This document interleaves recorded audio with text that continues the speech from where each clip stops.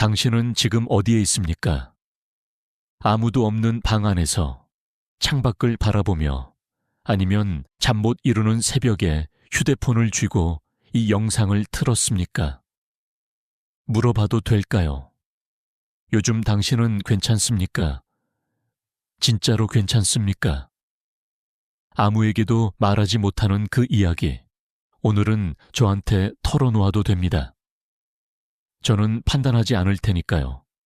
살다 보면 이상한 순간이 옵니다. 분명 다 이뤄놓은 것 같은데, 자녀도 키워냈고 50년 가까이 버텨왔는데 왜 이렇게 마음 한구석이 허합니까? 왜 아침에 눈을 뜨면 설레는 게 없습니까? 왜 아무것도 기대되지 않습니까? 그 이유를 모르는 사람이 많습니다. 그냥 나이 들어서 그런가 보다. 다들 이렇게 사는가 보다. 그렇게 넘겨버립니다. 그런데 그 비어있는 느낌, 그 이름 붙이기 어려운 쓸쓸함, 사실 거기에는 이유가 있습니다. 그리고 그 이유를 오늘 저는 아주 천천히 같이 들여다보려 합니다. 서두르지 않겠습니다. 오늘 이 이야기는 당신을 위한 이야기이니까요. 어릴 때를 떠올려 보십시오. 어딘가 좋아했던 것이 있었을 겁니다. 꽃이 좋았다거나, 노래가 좋았다거나, 강가를 걷는 게 좋았다거나, 아주 소소한 것이었어도 좋습니다. 그 기억이 지금도 남아 있습니까? 그런데 언제부터였을까요? 그 좋아하는 것들이 하나씩 접혀가기 시작한 것이 결혼을 하고 아이를 낳고 집을 마련하고 부모를 챙기고 해야 할 일들이 쌓이면서 좋아하는 것들은 나중으로 미루어졌습니다. 나중에 하지 뭐, 시간이 생기면 하지 뭐, 그렇게 말하면서 그 나중이 아직 오지 않았습니다. 그리고 지금 당신은 그 나중 앞에 서 있습니다. 아이들은 다 컸고 바쁘다는 핑계도 점점 희미해지는데 막상 이제 시간이 생겼는데도 뭘 해야 할지 모르겠습니다. 그 기분 혹시 알고 있습니까? 이것이 오늘 제가 당신과 나누고 싶은 이야기의 시작점입니다. 우리는 살면서 너무 많은 역할을 살아왔습니다. 누군가의 어머니로, 누군가의 아내로, 누군가의 딸로 그 역할들을 충실히 해냈습니다. 그런데 역할을 다 벗어놓고 나면 거울 앞에 서면 그 사람이 누구입니까? 역할 말고 그 사람 자체는 누구입니까? 이 질문이 무서운 사람이 있을 겁니다. 모르겠다는 생각이 드는 사람도 있을 겁니다. 그 모름이 부끄러운 것이 아닙니다. 그 모름이 오히려 당신이 얼마나 성실하게 살아왔는지를 증명합니다. 자신을 잊을 만큼 열심히 살아온 것이니까요. 그런데 이제는 그 잊혔던 사람을 다시 찾아야 할 때가 왔습니다. 철학자 김영석 선생이 90이 넘도록 이야기해온 것이 있습니다. 선생은 평생을 사람을 관찰했습니다. 어떤 사람이 나이 들어 아름다운가? 어떤 삶이 마지막에 빛나는가? 그것을 평생 들여다보았습니다. 그리고 선생이 내린 결론은 놀라울 만큼 단순했습니다. 사랑을 계속하는 사람이 늙지 않는다는 것입니다. 여기서 말하는 사랑이란 낭만적인 감정만이 아닙니다. 무언가를 소중히 여기는 마음입니다. 사람을 소중히 여기는 마음, 작은 것들을 귀하게 바라보는 마음, 오늘 하루를 그냥 흘려보내지 않으려는 마음. 그것이 사랑입니다. 그리고 그 사랑이 살아있는 사람은 몸이 늙어도 마음은 늙지 않는다는 것입니다. 당신 안에 그 사랑이 아직 살아있습니까?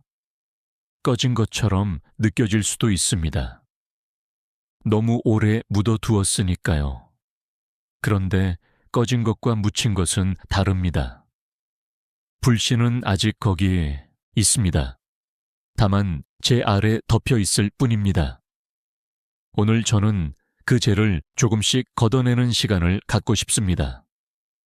당신과 함께 아주 천천히. 어느 날 한 분이 저에게 이런 말을 했습니다. 저는 아이 셋을 다 키워냈어요.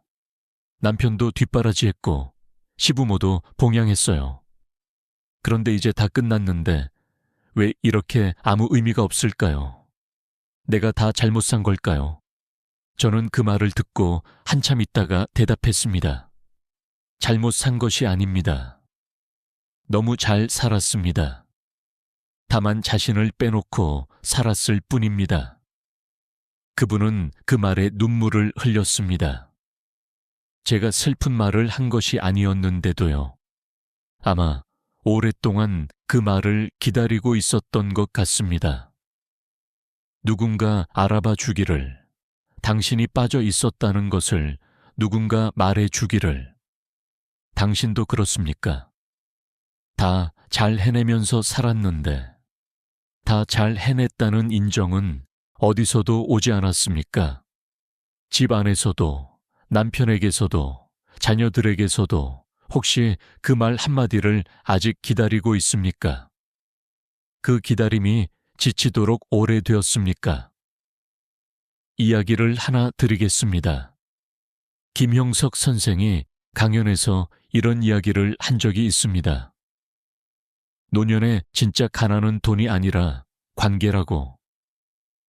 돈이 없어도 곁에 사람이 있으면 살 수 있지만 돈이 있어도 곁에 아무도 없으면 그것이 진짜 빈곤이라고.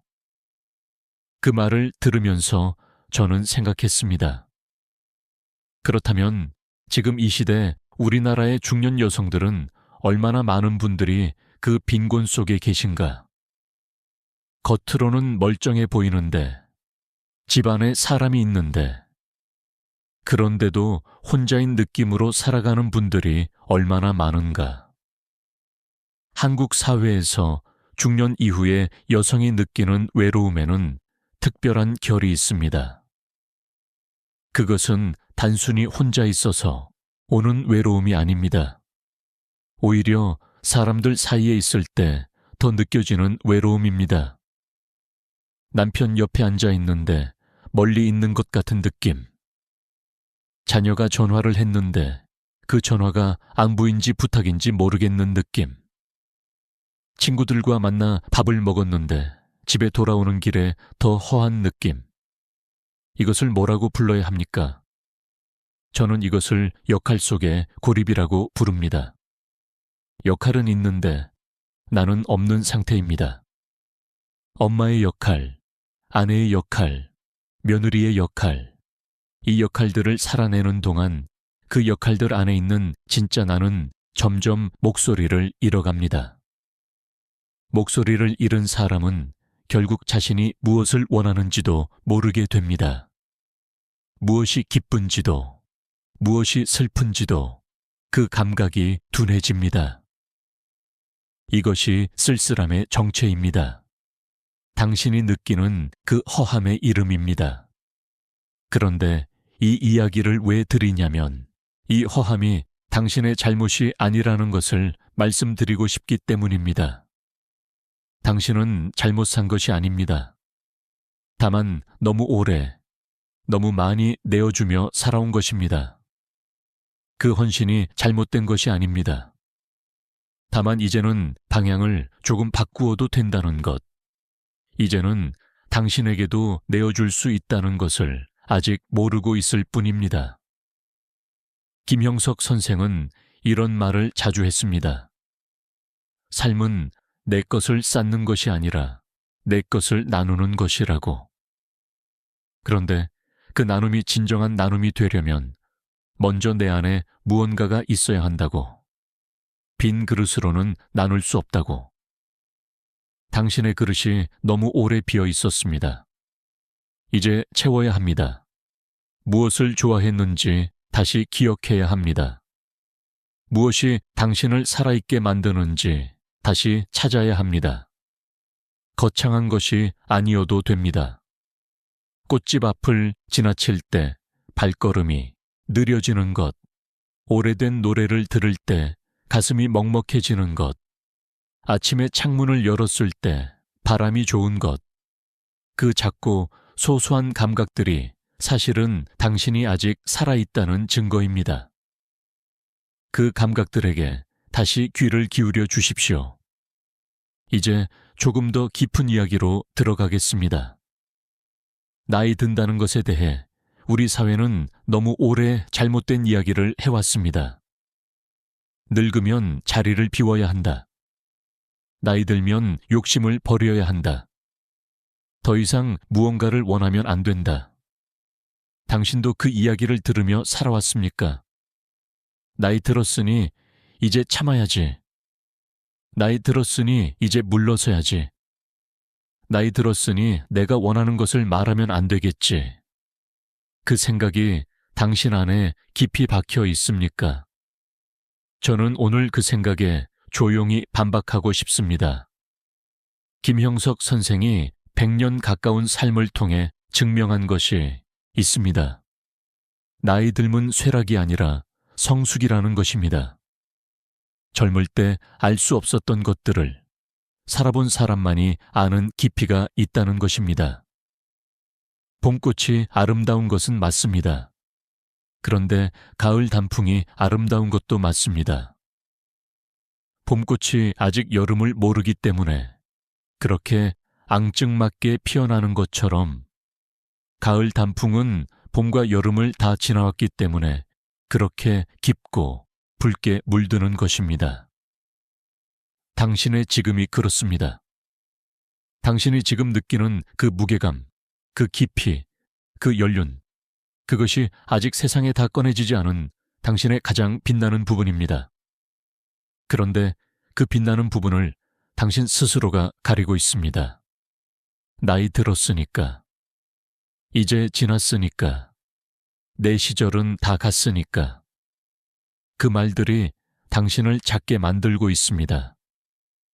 김형석 선생이 강조한 것 중에 이런 생각이 있습니다. 사람이 진짜로 어른이 되는 것은 나이로 되는 것이 아니라는 것입니다. 어른이 된다는 것은 자기 자신을 이해하게 되는 것입니다. 내가 왜 아프고, 내가 왜 기쁘고, 내가 무엇을 원하고, 내가 어디를 향해 가고 싶은지를 알게 되는 것입니다. 그것을 알아가는 여정에는 나이 제한이 없습니다. 50이어도 됩니다. 60이어도 됩니다. 70이어도 됩니다. 당신이 지금 이 영상을 보고 있는 그 순간, 당신은 이미 그 여정 위에 있습니다. 그러면 어떻게 시작해야 합니까? 거창하게 생각하지 마십시오. 인생을 다시 설계한다는 느낌으로 시작하면 지칩니다. 그냥 작은 것부터 시작하면 됩니다. 오늘 하루 딱 하나만 해보십시오. 당신이 오래전에 좋아했던 것, 혹은 지금도 마음 한켠에서 당겨지는 것, 그것을 한 가지만 다시 꺼내보십시오. 오래된 책을 꺼내도 좋습니다. 마당 있는 카페를 혼자 걸어가도 좋습니다. 예전에 좋아했던 노래를 이어폰으로 들어도 좋습니다. 그림을 그리고 싶었다면 연필 한 자루를 사도 좋습니다. 뭔가를 이루려고 하지 말고 그냥 그 감각을 다시 만나는 것이 목적입니다. 그 감각이 살아있다는 것을 느끼는 것이 목적입니다. 그것만으로 충분합니다. 이제 관계 이야기를 해보겠습니다. 오늘 이 이야기를 드리는 이유가 있습니다. 자신을 되찾는 것과 관계를 다시 보는 것, 이 두 가지는 사실 분리되어 있지 않습니다. 내 안이 채워질수록 관계를 보는 눈이 달라집니다. 내 안이 비어 있을 때는 관계에서 무언가를 채우려 합니다. 인정받으려 하고, 위로받으려 하고, 존재감을 확인받으려 합니다. 그런데 그 기대가 충족되지 않으면 상처가 됩니다. 그리고 우리나라의 중년 여성들이 가장 많이 상처를 받는 곳이 어디인지 아십니까? 가장 가까운 사람들에게서입니다. 남편에게서, 자녀에게서, 그리고 형제 자매에게서. 가까울수록 기대가 크고, 기대가 클수록 실망도 큽니다. 실망이 반복되면 마음이 다칩니다. 마음이 다치면 관계는 있는데 온기는 없어집니다. 당신의 집안이 혹시 그렇습니까? 밥은 같이 먹는데 대화가 없습니까? 남편이 옆에 있는데 그 옆이 왜 이렇게 멀게 느껴집니까? 자녀가 가끔 전화를 하는데 통화를 끊고 나면 왜 더 허합니까? 이것이 현대 가족이 가진 공통적인 아픔입니다. 그리고 이 아픔은 누구의 잘못이라고 딱 잘라 말하기 어렵습니다. 그냥 그렇게 흘러왔습니다. 바쁘게 살다 보니, 말하지 않아도 알겠지 싶으니, 나중에 이야기하지 싶으니, 그 나중이 쌓이다 보니 어느새 서로가 낯선 사람처럼 되어 버렸습니다. 김영석 선생은 말했습니다. 사랑은 고백하지 않으면 전달되지 않는다고. 아무리 마음속에 있어도 말하지 않으면 상대는 모른다고. 당신은 사랑한다는 말을 마지막으로 언제 했습니까? 그 말이 쑥스럽게 느껴집니까? 왜 이 나이에 그런 말을 해야 하냐고 느껴집니까? 그 쑥스러움이 사실은 그간 우리가 관계에 얼마나 무뚝뚝했는지를 보여주는 것인지도 모릅니다. 말이 없는 관계는 조용히 식어갑니다. 당신이 모르는 사이에 서서히. 그러면 어떻게 해야 합니까? 갑자기 다가가기가 어렵습니까? 어색합니까? 그래도 됩니다. 어색해도 됩니다. 한마디부터 시작하십시오. 밥 먹었어? 이 한마디도 됩니다. 오늘 날씨 좋더라. 이 말도 됩니다. 거창한 고백이 아니어도 됩니다. 관계는 큰 사건으로 회복되는 것이 아닙니다. 작은 일상에 말들이 쌓이면서 천천히 따뜻해집니다. 그리고 여기서 한 가지를 더 드리고 싶습니다. 관계에서 가장 많은 상처를 남기는 것이 무엇인지 아십니까? 나쁜 의도가 아닙니다. 아무 생각 없이 튀어나온 말입니다. 가족이라서 가까우니까 말해도 되겠지. 그렇게 생각하고 별 감각 없이 던진 한마디가 상대의 마음 깊은 곳에 박혀서 수십 년을 남아 있습니다. 당신도 그런 말을 받아본 적 있습니까? 아무렇지 않게 한 말인데 그 말이 아직도 생각납니까? 잠이 안 올 때, 억울할 때 그 말이 다시 떠오릅니까? 가족에게 받은 상처가 더 오래가는 이유가 있습니다. 다른 곳에서는 피할 수 있는데 가족에게서는 피할 수가 없습니다. 만나야 하고 명절에 봐야 하고 전화를 받아야 합니다. 그 피할 수 없음이 상처를 더 깊게 만듭니다. 그리고 중년 이후에는 더 그렇습니다. 관계의 폭이 좁아지고 새로운 사람을 만날 기회도 줄어들면서 이미 있는 관계들 하나하나가 훨씬 더 큰 무게를 가집니다. 그래서 말이 중요합니다. 내가 하는 말이 중요하고 내가 듣는 말이 중요합니다. 김영석 선생이 오래전부터 이야기해온 것이 있습니다. 사람은 자기가 하는 말로 자기 인생을 만들어 간다는 것입니다. 감사의 말을 반복하는 사람과 원망의 말을 반복하는 사람은 같은 하루를 살아도 전혀 다른 인생을 살게 된다는 것입니다. 이것이 신비한 이야기가 아닙니다. 말이 마음을 만들고 마음이 행동을 만들고 행동이 결과를 만듭니다. 그래서 말은 단순한 표현이 아닙니다. 말은 당신의 인생의 방향타입니다. 오늘 당신이 하는 말이 당신의 내일을 조금씩 만들고 있습니다. 그러면 어떤 말을 해야 합니까? 거창한 말이 아닙니다. 다만 상대를 살리는 말인가? 아니면 상대를 눕히는 말인가? 그것을 한 번쯤 생각하면서 말하면 됩니다. 그리고 동시에 자신에게 하는 말도 살펴야 합니다. 당신은 지금 자신에게 어떤 말을 하고 있습니까? 나는 이제 늦었어. 나는 뭘 해도 안 돼. 나는 원래 이래. 이런 말을 자신에게 반복하고 있지 않습니까? 그 말이 당신을 가두고 있습니다. 남에게 하지 말라고 하는 낙인의 말을 사실은 당신이 자신에게 가장 많이 하고 있습니다. 그 말을 이제 바꾸어야 합니다. 나는 아직 모르는 것들이 있다. 나는 아직 발견하지 못한 나의 부분이 있다. 나는 아직 충분히 살 날들이 남아있다. 이 말로 바꾸어 보십시오. 처음에는 어색합니다. 믿어지지 않을 수도 있습니다. 그래도 괜찮습니다. 말을 먼저 바꾸면 마음이 나중에 따라옵니다. 이제 이야기를 조금 더 이어가겠습니다. 많은 분들이 이런 말을 합니다. 나이 들면 외로운 거 당연한 거 아닙니까? 어차피 혼자 늙어가는 거 아닙니까? 저는 그 말에 동의하지 않습니다. 외로움은 나이의 필연이 아닙니다. 외로움은 관계의 방식이 잘못되었을 때 오는 신호입니다. 단절된 관계, 말이 없는 관계, 역할만 있고 마음이 없는 관계. 그 관계들이 쌓이면 외로워집니다. 나이가 들어서 외로운 것이 아니라 그렇게 관계를 맺어왔기 때문에 외로운 것입니다. 그러면 희망이 있습니다. 관계를 다시 맺는 방식을 바꾸면 외로움도 달라질 수 있습니다. 물론 쉽지 않습니다.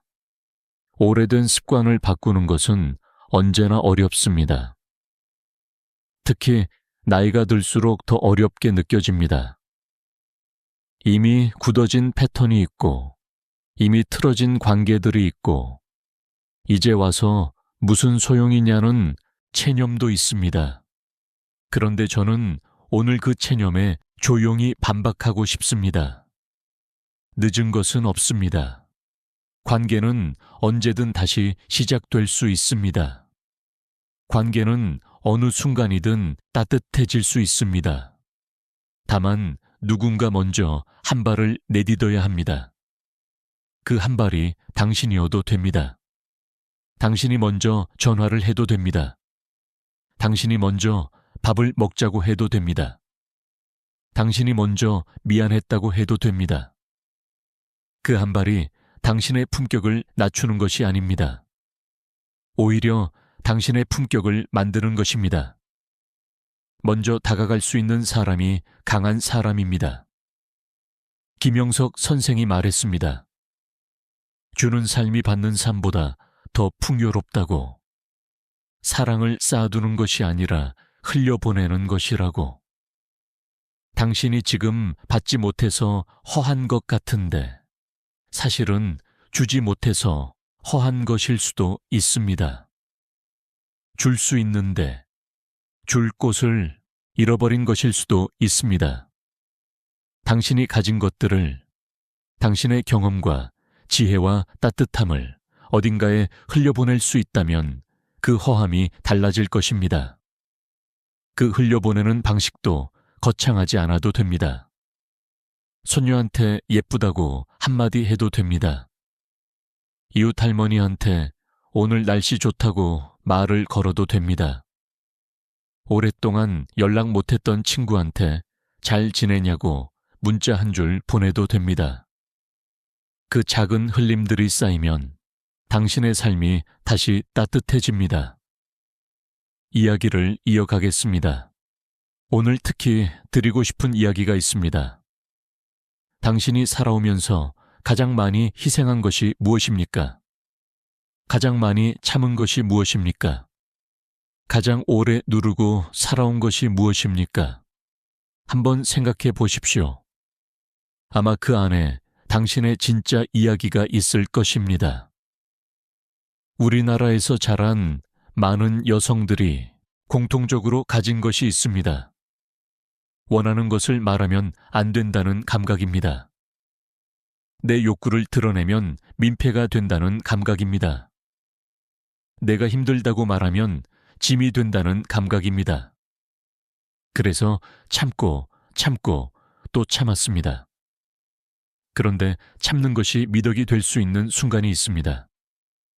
그런데 참는 것이 너무 오래 지속되면 나는 내가 무엇을 원하는지도 모르게 됩니다. 내 감각이 사라집니다. 내 욕구가 사라집니다. 내가 사라집니다. 그것이 허함의 또 다른 이름입니다. 이제 말해도 됩니다. 아무도 없는 곳에서라도 혼자 종이에라도 내가 원하는 것을 써도 됩니다. 내가 힘들었던 것을 써도 됩니다.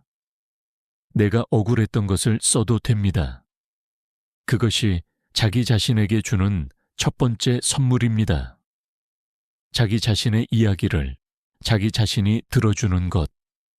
그 경청이 먼저 일어나야 다음이 가능합니다. 김영석 선생이 말한 것 중에 이런 생각이 있습니다. 사람은 자기 자신을 이해하는 만큼만 다른 사람을 이해할 수 있다는 것입니다. 자기 안의 아픔을 들여다볼 수 있는 사람이 다른 사람의 아픔도 알아볼 수 있다는 것입니다. 자기 자신에게 친절한 사람이 결국 다른 사람에게도 친절할 수 있습니다. 그러니 자기 자신에게 먼저 친절해지십시오. 당신은 충분히 잘 살아왔습니다.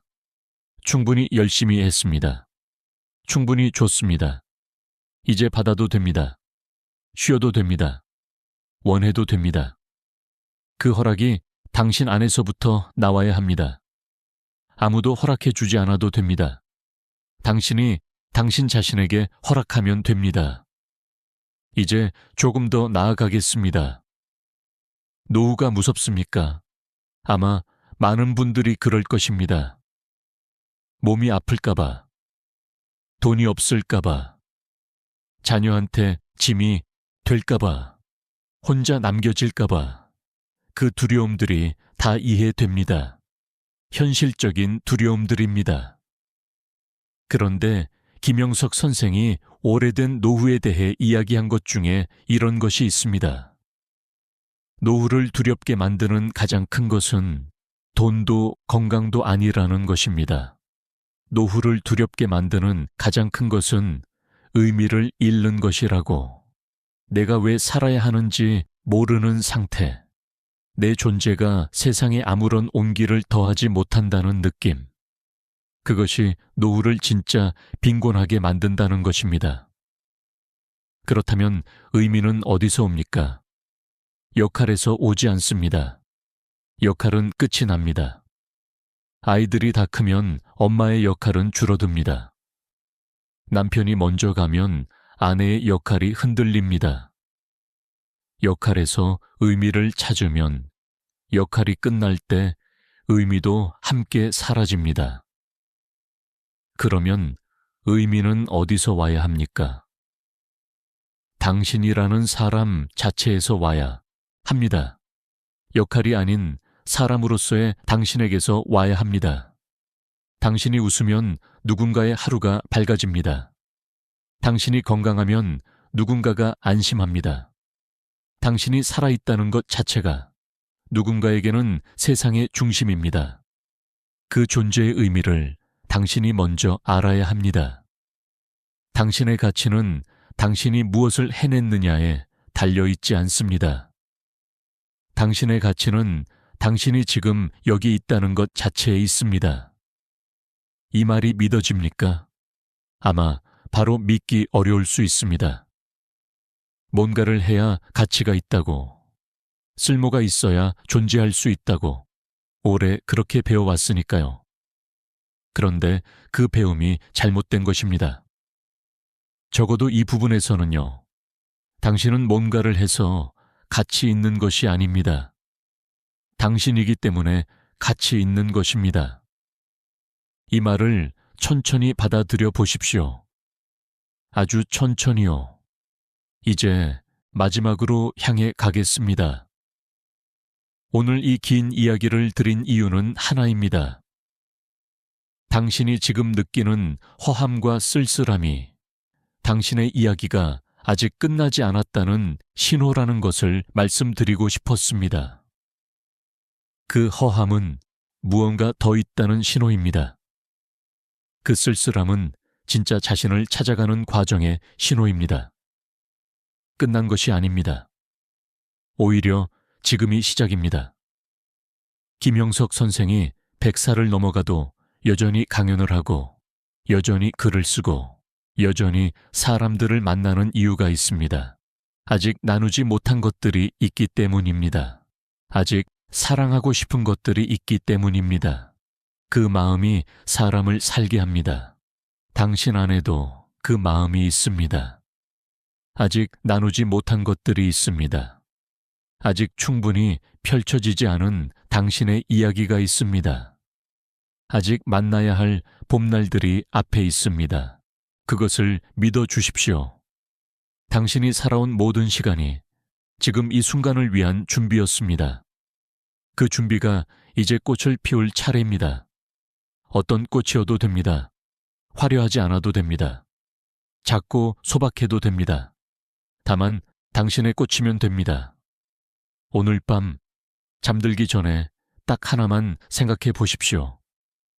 내가 좋아하는 것이 무엇인가? 내가 언제 가장 나답게 느껴지는가? 내가 아직 해보고 싶은 것이 무엇인가? 그 질문에 작은 대답 하나가 떠오르거든 그것을 기억해 두십시오. 잊어버리지 않도록 적어두어도 좋습니다. 그것이 내일 아침에 당신에게 건네는 가장 작고 소중한 선물입니다. 당신은 충분히 살아왔습니다. 그리고 당신은 아직 충분히 살아갈 것입니다. 가장 아름다운 계절은 아직 오지 않았습니다. 지금 이 순간 당신이 있어 주어서 감사합니다.